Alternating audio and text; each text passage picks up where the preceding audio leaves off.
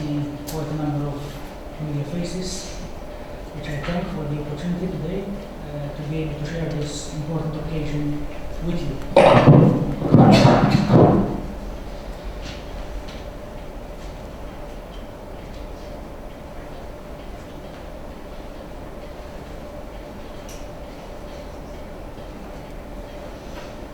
So let me start off with who we are. What is Heritage Malta? Heritage Malta came to being in 2002. So, as Professor Kassar was saying, very much in line with when the Institute came to being as well. And this anniversary today is also very much Heritage Malta's anniversary.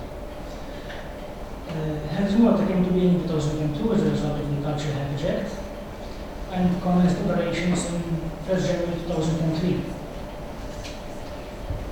It is the operator of cultural heritage in Malta. In other words, is the manager, as against the superintendent of cultural heritage, who is the regulator of the sector. And Heritage Malta, as the manager, is the successor of the museums department, which was started in 1903.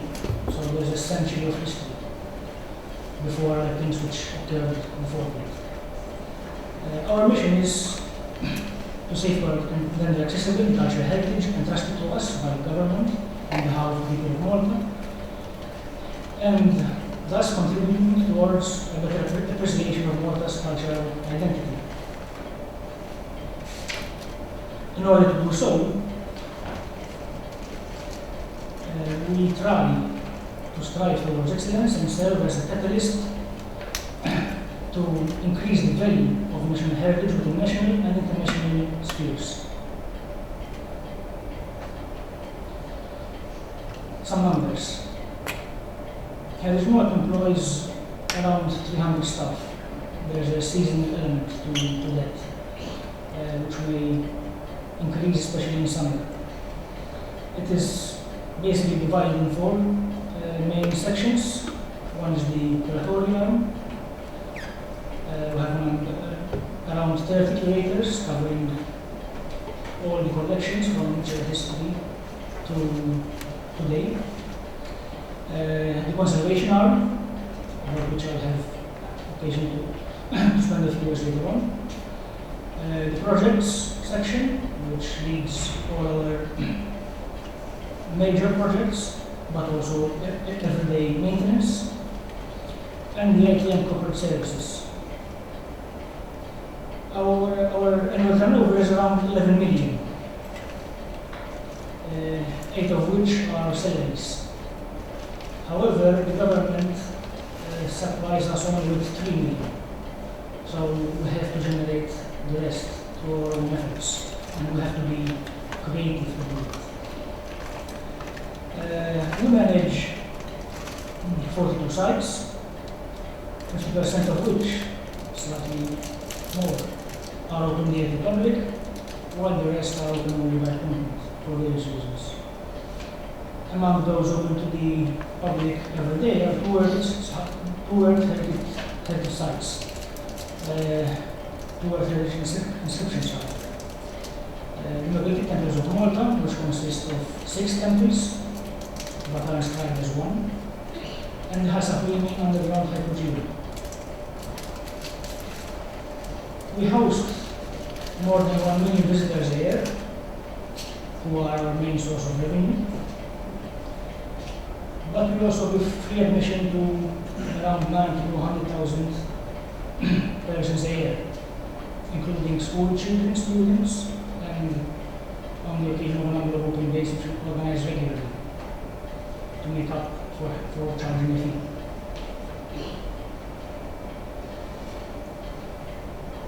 In 2005, Heritage Malta absorbed another institute, which was called the Malta Centre for Restoration. And now, as I said before, we have a conservation arm, which deals basically with all materials, paintings, textiles, metals, stone, wood. We have a diagnostic lab, We engage in preventive conservation and documentation, of course. We organize a number of major exhibitions, locally as well as internationally. These are some of the latest. I displayed the Czech artist Alphonse Muhan 2011. On the Khalil collection, metal collection 2012, followed by an exhibition at the University of New York on the temples and tombs of Malta, historic Malta, in 2013. The same year, we celebrated the 400th anniversary from the birth of Mattia Preti, the Baroque painter. Last year happened to be a year of celebrations for Malta, since we celebrated a number of anniversaries of important political milestones. And for the occasion, we organized an exhibition on the history of Maltan hand objects. It was a very successful one, visited by over 100,000 people. And currently, this is still on until the 1st of May, at the Inquisition Palace, we have an exhibition on the Roman Inquisition in Malta and elsewhere, with documents and the supporting evidence from the Vatican archives.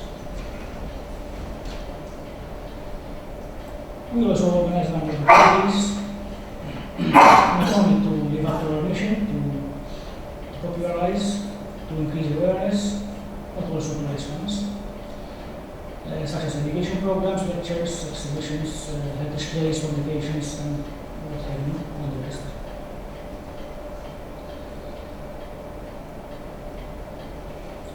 However, to do all this, we have to be creative, as I said before. At least in a number of ways. First of all, we have to tap external funding. As I said previously, government subvention is definitely not enough, not even to cover our salaries, let alone to engage in major projects. So we have to tap external funding, most of which comes from the European Union. And this is where UCL Institute comes in, we have to forge partnerships to support interpretation, presentation, and protection of cultural heritage. And way back in 2004, this partnership came into being. So very soon after the Institute came into being, and also very soon after Heritage Malta itself came into being.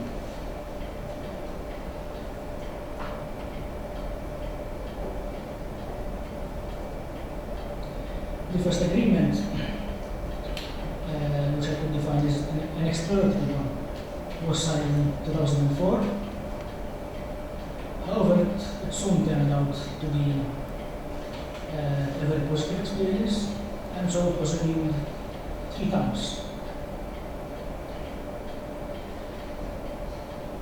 In short, since then, 10 projects have been studied by 10 different groups of MSc students, supervised and lectured by the Institute academics and lecturers from the University of Malta.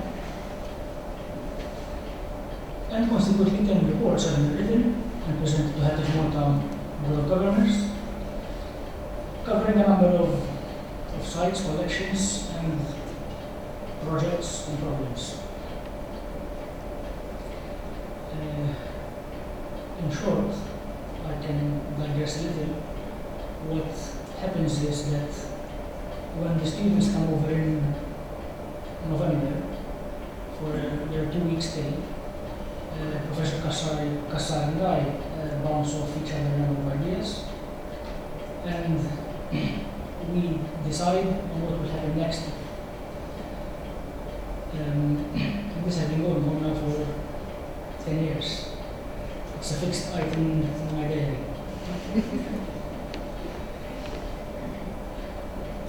Let me go through very quickly the reports and projects which have been tackled in the past 10 years. By the way, all the reports are here for the producer.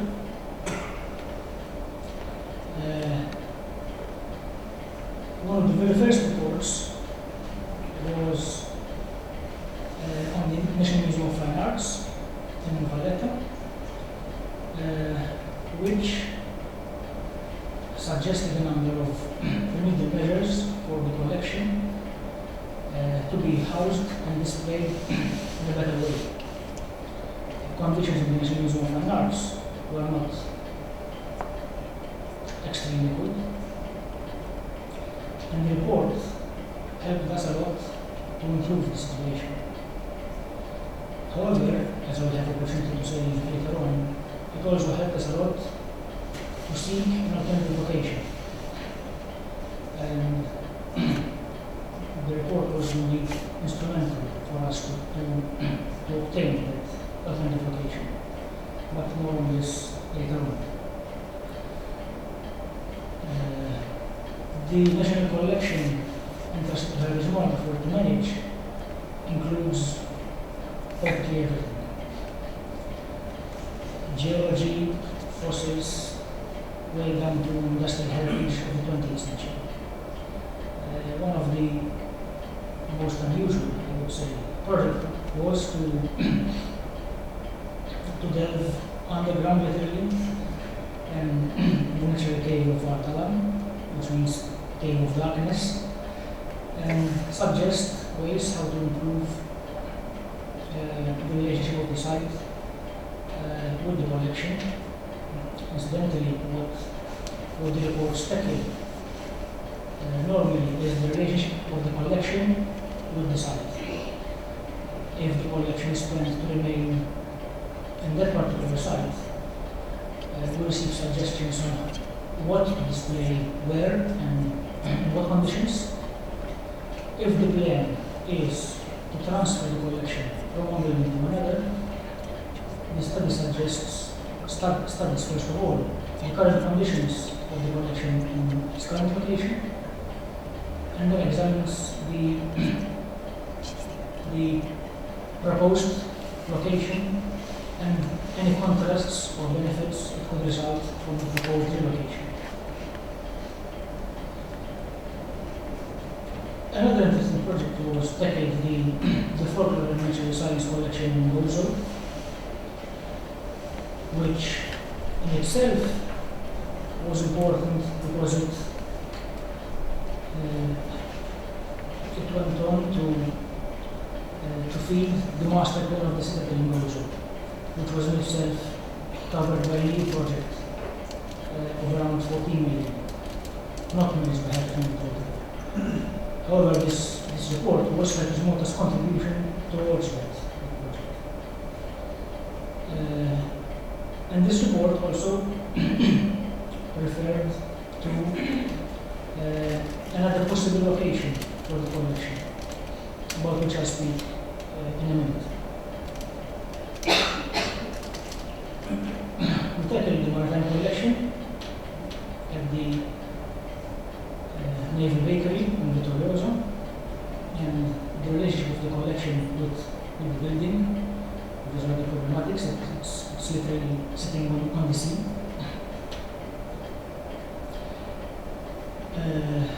The basement of the National Museum of Archaeology, particularly problematic because of its conditions, and also because it houses the unique national collection of Malta dating back 7,000 years.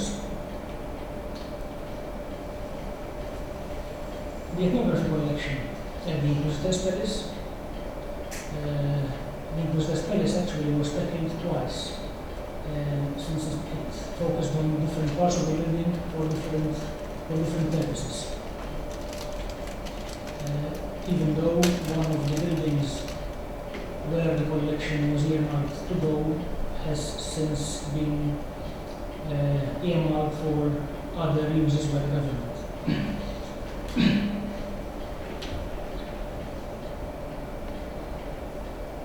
The military collection, which was housed previously part of Fort St. Elmo. However, as a result also of this project, it now expanded in St. Elmo to occupy the entire fort. I have occasion to speak about this in a minute. even in this case, the report was instrumental for us to obtain our objective. The famous, I could say, buses, everywhere I go, one of the most frequent questions is what happened to the buses. Well, most of them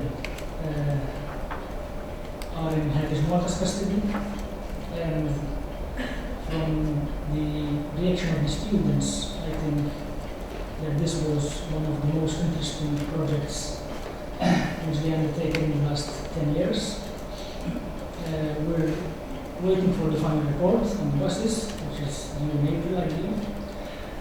However, the preliminary recommendations were taken on board and have already been very useful to identify a way forward for this particular collection.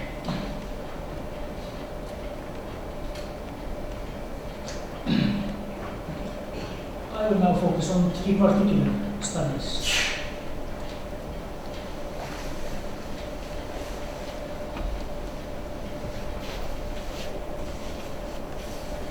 All 10 studies have been useful in varying degrees.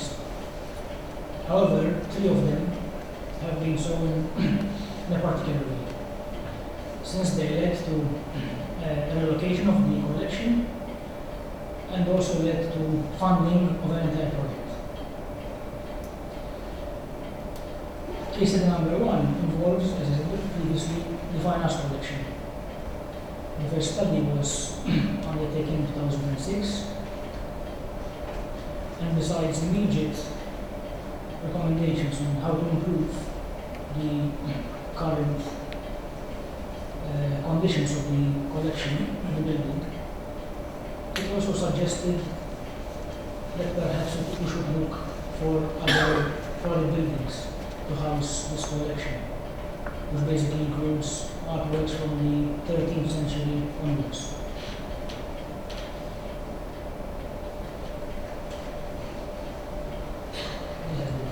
With that report in hand,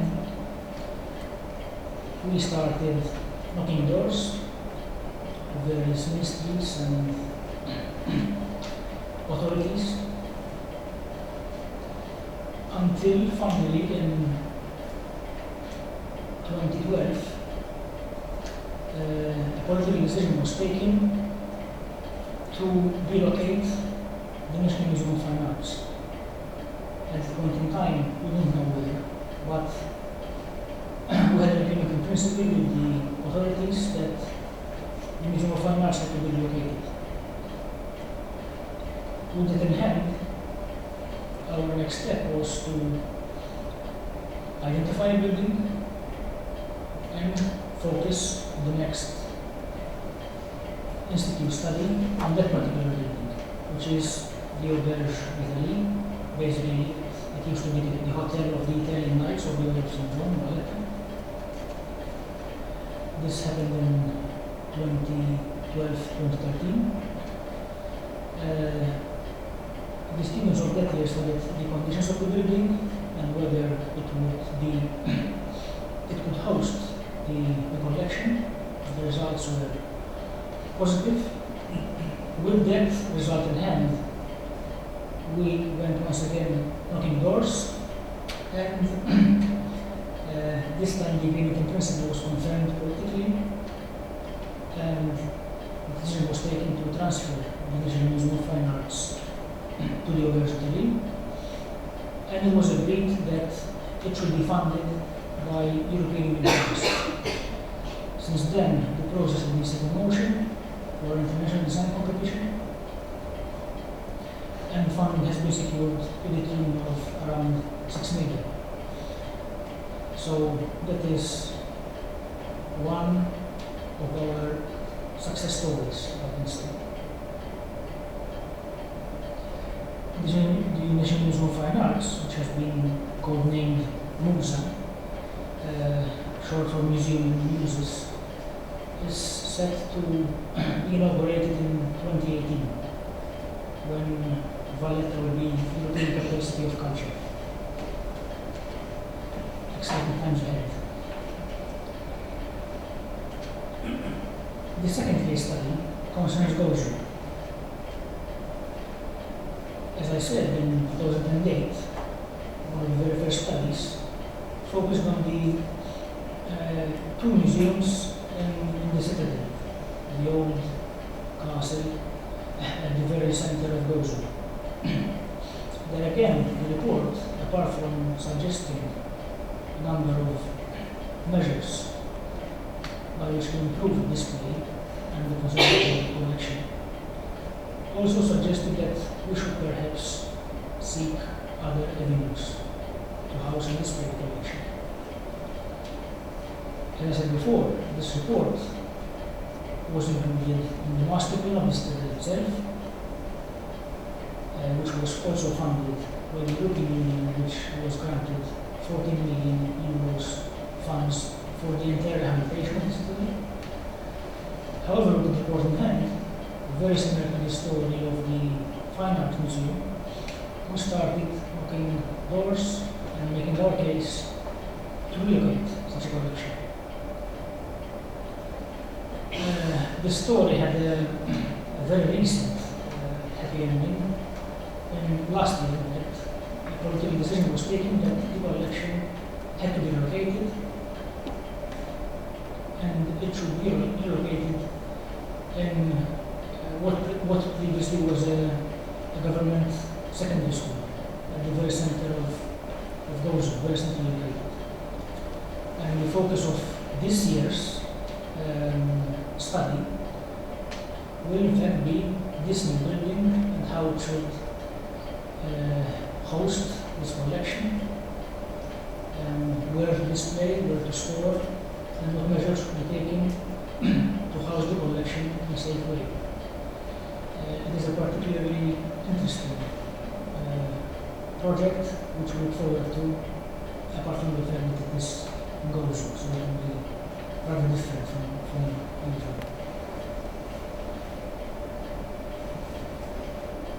The third case study concerns the military collection and Fort St. Elmo.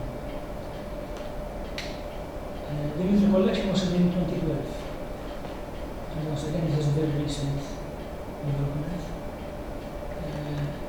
The National War Museum was housed in part of Fort St. Elmo, but in a very restricted part. With the suggestions of the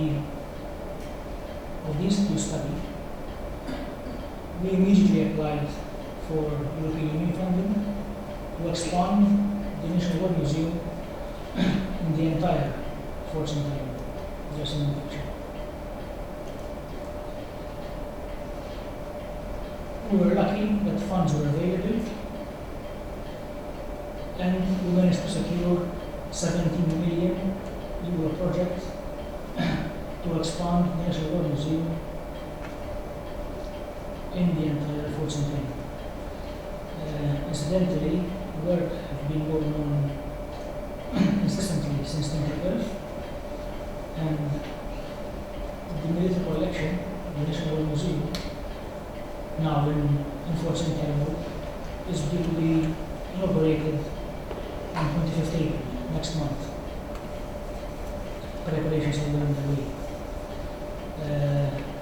Even here, the UCL study was instrumental in securing funds.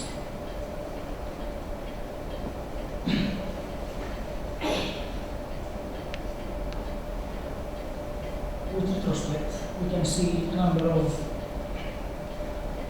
common denominators about a number of projects, but especially these three case studies. They all concern the refurbishment of historic building or sites, the relationship, especially where the location is concerned, of the permanent exhibitions and reserve collections. By so doing, the creation of new technical and visitor facilities for visitors. And as I said, the reports were crucial to secure funding. 17 million for Fort St. Elmo, 6 million for the Fine Arts Museum, and 5 million for the Gozo Museum, totaling a whopping 28 million worth of projects for heritage we wanted to manage and then to sustain. What we can say is that this has turned out to be, at least from our end, a win-win situation. Heritage Malta, by its own means, cannot undertake such technical studies on its own. However, with the support of the Institute, this is being done through our agreement. Not only are we are being given such important reports, but in so doing, we are also developing the capabilities of our staff and sharing our experiences, which otherwise we wouldn't be able to do. By so doing, hopefully we are giving also our support to the Institute and sharing our opportunities with the students and staff. We are very glad that this partnership has been going on for 10 years. Happy anniversary. And the future is unpredictable. People change, ministers change, government change. The current agreement expires in next year. However, with such a strong history and with such a win-win situation, I'm convinced that the agreement will be renewed for the fourth time and will be seeking renewal in the coming months, hopefully with success. Thank you very much.